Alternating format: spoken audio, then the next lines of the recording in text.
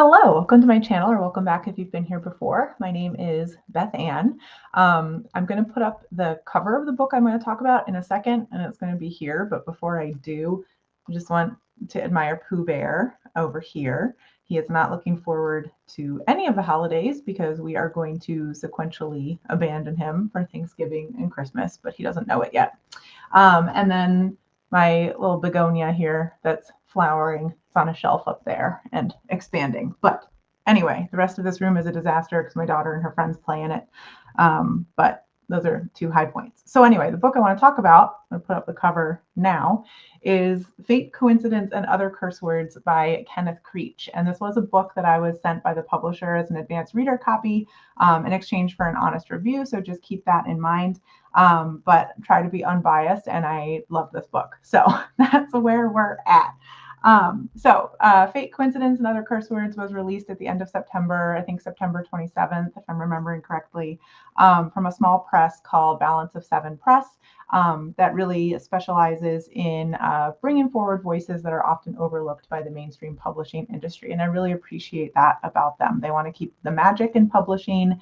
They define that very broadly. So it's a lot of fantasy and paranormal literature, but with that focus of like, let's bring in these magical voices and perspectives that are often overlooked. So I love that. I previously read a book from them, Anti-Hero Blues, which I will link to my review. That was a just absolutely fantastic superhero story. Like grad student experiment goes wrong, turns out it was sabotaged, gets superpowers, and it was really well done. So this book, it's a YA romance, and it basically made me want to go back to high school. It was just so sweet and so wholesome. It is a queer story, so the main character, our hero, Jonathan, like the sweetest boy on the planet, is a gay teenager. He's 17. He lives in fairly small town, Illinois, Eureka, Illinois. And he is openly gay. He doesn't make a big deal about it, but he's out of the closet at his high school. But the dating opportunities have been slim. So in the book, we're basically focusing on sort of his love story. In high school, there are some sweet prom moments. There are basically two boys who end up being interested in him, which is like very new to Jonathan. So he has to navigate that. Both boys really have a lot going for them. Both of them are great in different ways. But one of those possible love avenues, we run into sort of some communication issues, some prioritization issues, where the guy he doesn't get his act together sort of in time to like really make it clear to Jonathan that he's going to like put him first and put the relationship first. He's got some competing stuff going on. And then the love interest that he ends up with is a kid he's known, for his whole life through elementary school. And then they'd never been super close, but they kind of fall out a little bit. And then this kid is on the baseball team, and there's some bullying that happens.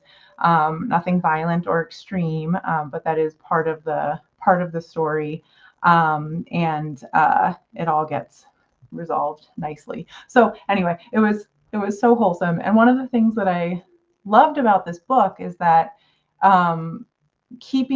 staying true to the high school perspective, there was just really, really great relationship building and self-advocacy that went on. Like Jonathan was a little bit clueless. He has some great friends that help him out. I'm going to talk about the friends in a minute.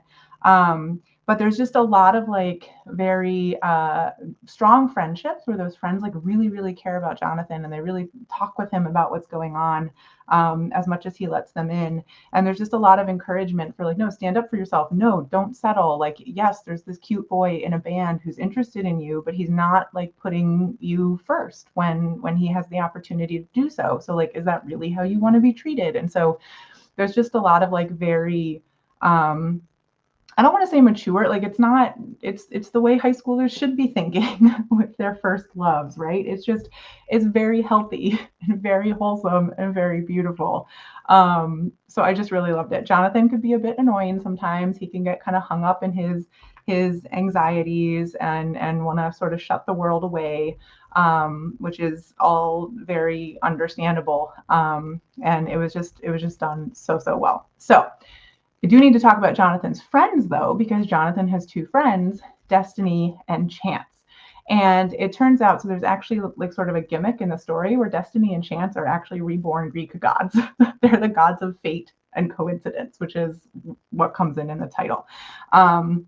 We do get one chapter. The book opens with Destiny and Chance as like fully realized Greek gods, and I don't know how to pronounce their Greek names, Lachesis and Charis, maybe, who've been on Earth for thousands of years. Destiny, Lachesis, Fate. She is, she watches human lifelines basically, and kind of makes sure that things happen the way they're supposed to. And Charis, or coincidence or chance, he pokes a stick in the bicycle wheels. So they have a little bit of a, I don't know if rivalry is the right word, but they've been kind of dancing around each other for millennia, right? Because they have sort of opposing effects on people's lives. So we get this great first chapter that sort of sets up their relationship and sets up this backstory.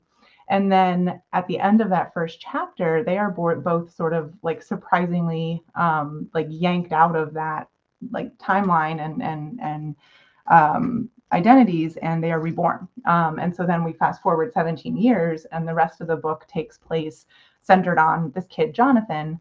And we have these two Greek gods, Destiny and Chance, who've been reborn and have like grown up and gone to high school and everything. So they're in high school too. So it's a cute gimmick. I felt like it was a little lightly done. I felt like it could have been expanded a little bit more almost, but it did offer just these really cute moments in the story, because then Chance and Destiny have a bit of a longer history. They obviously don't tell Jonathan any of this. They're both like, their powers had been reset when they were reborn as babies, essentially. So their powers have been kind of growing. But there's this mystery that they're skating around, which is like, why did we get reborn? Why did we get yanked out and reborn? Like, what happened? It seems to maybe be about Jonathan, because they both form this really strong connection with this kid, Jonathan. And then there's some like mysteries where like their powers don't work correctly around Jonathan in the way that they expect. So throughout the book, they're sort of trying to figure out what's going on, what is it about this kid, and we get a little bit of reveal at the end, a possible answer, but it's not as kind of fully resolved as it could have been. So for me, the centerpiece of the story was the story around Jonathan. And as I've said, I thought that was just like an incredible like YA love story. I mean, it's so great. I love Jonathan. And then the Greek god piece was really more of sort of the wrapping around that story. So it did introduce just enough of like a difference, enough of like a cool mystery that you could follow throughout, that it did kind of elevate the central high school story as like, okay, there's a little bit more going on here. So that was definitely an interesting element. Leslie, if you watch this video, I think you would think this book is very cute. So I would recommend that you pick it up. And and for anyone else who watches this video, I mean, if you like, regardless of what your high school experience was like, if you want to read just such a sweet story of like what high school could be in some ways, it's obviously like Jonathan's experience is not perfect.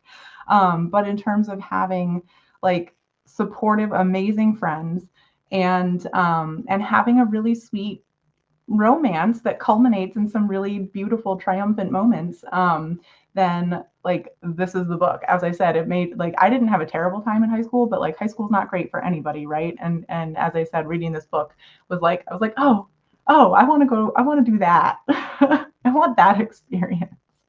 So yes, I really enjoyed it. This author, Kenneth Creech, is on Goodreads. He has had other novels released, and I'm sure we'll be coming out with more. So I will be keeping my eye on him. I recommend this book. So I will stop there, but thank you for watching if you made it to the end of this video, and I will see you all in the next video. Thanks.